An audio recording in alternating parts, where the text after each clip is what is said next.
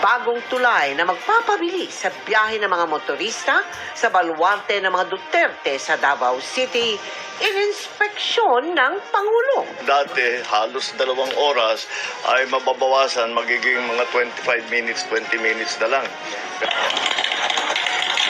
Palamuting pampasko sa munisipyo ng Subic, Zambales, biglang pumutok.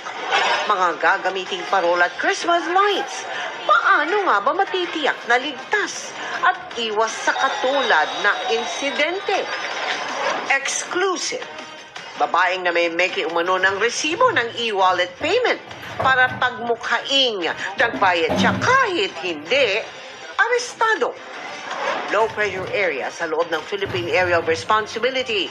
Naging bagyong Wilma na. Posibleng daanan ang mga hinagupit noon ng mga bagyong Tino at Verbena. At latest evictee ng PBB Celebrity Collab Edition 2.0 na sina Marco Massa at Eliza Borromeo, may pinanghihinayangan ba sa paglabas nila sa bahay ni Kuya? This is Philippine Coast Live mula sa GMA Network Center, ito ang 24 Oras.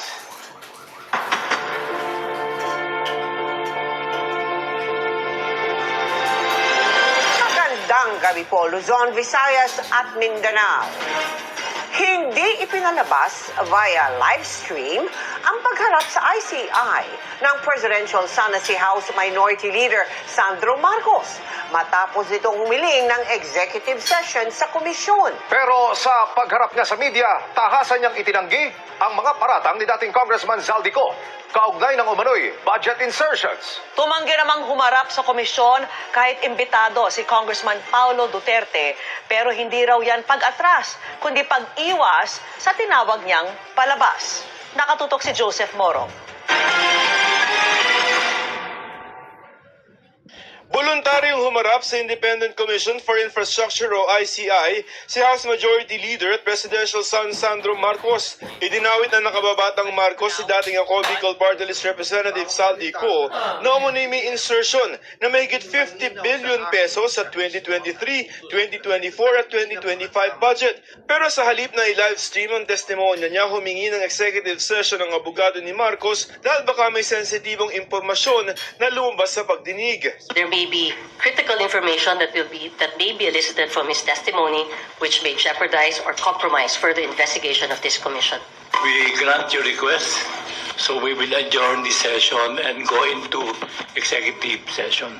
Pero sa pagharap ni Marcos sa media, itinanggi niya ang paratang ni Ko na tinanong raw ng komisyon sa kanya. I did not do any such a thing. Kung nakikita niyo po yung listahan, may mga project dyan sa Davao City. Nakalista sa Davao City. Alam naman natin sino nakatira doon. Ba't ba ako maglalagay ng projects doon?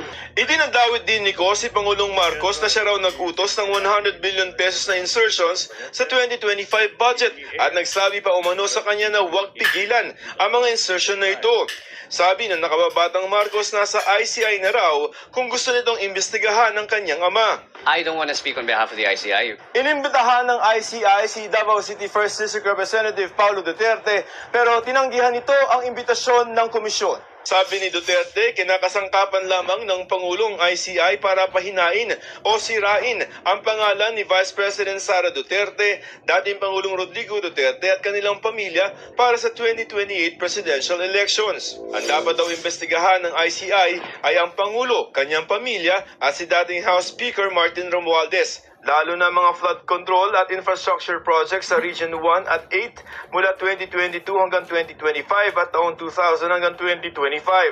Tingin ni Duterte, binuo ng Pangulong ICI para isalba ang sarili, pamilya nito, si Romualdez at mga kakilala nito. Itong Martes, nagsumite at pinaiimbestigahan ni ACT Party List Representative Antonio Tino sa ICI ang 80 mga proyekto sa distrito ni Duterte na nagkakahalaga ng 4.4 billion pesos mula 2016 hanggang 2022. Sabi ni Tino, bakit daw biglang tinaga si Duterte matapos itong sabihin na handa siyang humarap sa investigasyon. Sagot ni Duterte, hindi raw siya umatras, ayaw lamang niya ng palabas. Hindi raw siya bahagi ng House Appropriations Committee at wala ring kinalaman sa paglalabas ng pondo at pagpapatupad ng mga proyekto. Kaya wala raw siyang nakikitang dahilan para humarap sa ICI. Para sa GMA Integrated News, Joseph Morong, Nakatutok 24 Oras. Ingat naman tayo sa pagdedekorasyon ngayong Pasko para hindi matulad sa decor ng isang munisipyo na pumutok at nasunog. Maging mapanuri sa mga binibili at sa paggamit ng mga palamuti, kahit mga simpleng Christmas lights lang. Alamin ang mga safety tip mula sa pagtutok ni Dano Tingkungko.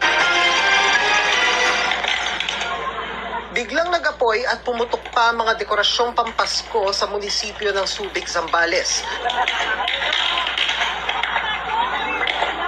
Ayon sa ilang saksi, nagsimula yan sa spark bago tuluyang nag-apoy. Pero agad namang naapula ng Subic Public Order and Safety Office bago kumalat. Hindi na bago ang mga sunog na ang mitsa ay Christmas decor.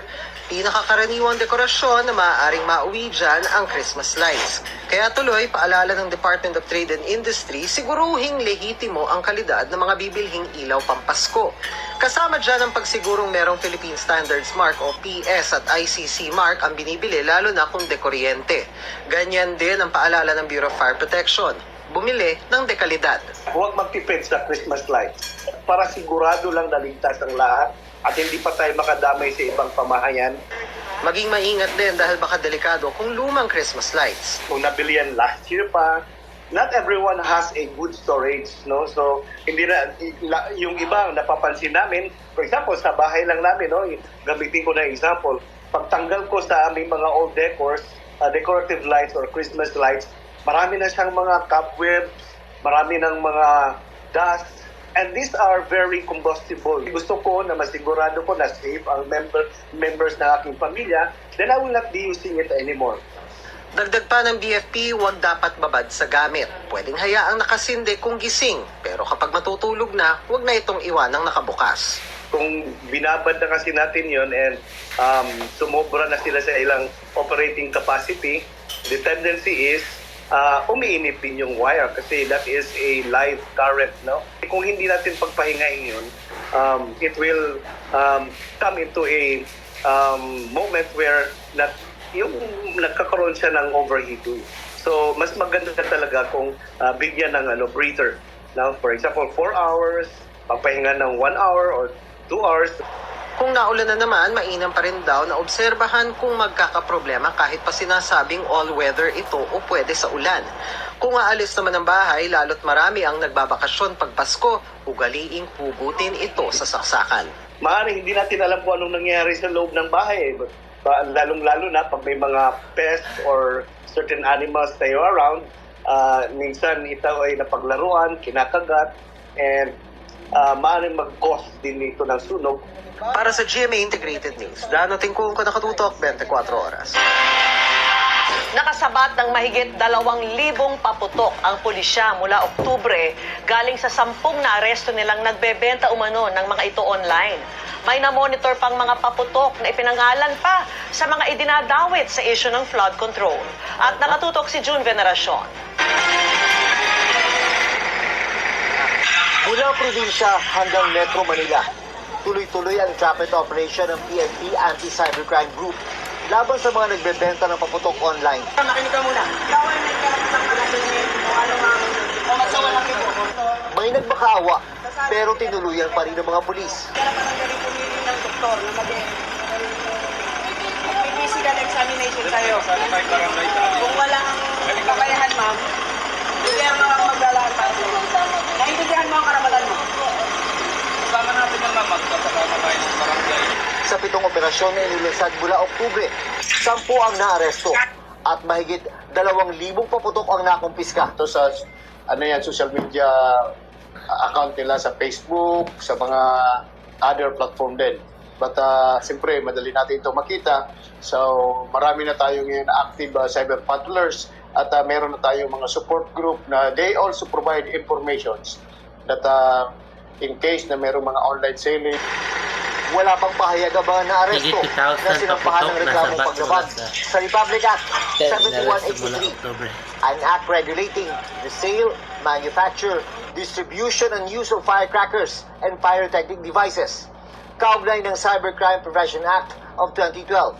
Mas active ang monitoring ngayon ng ACG sa internet dahil inaasahang marami pa ang magbebenta habang papalapit ang Pasko at Bagong Taon. Kinumpirma rin ng pulisya na meron silang namomonitor ng mga paputok na may kakaibang pangalan. Tulad na lang ng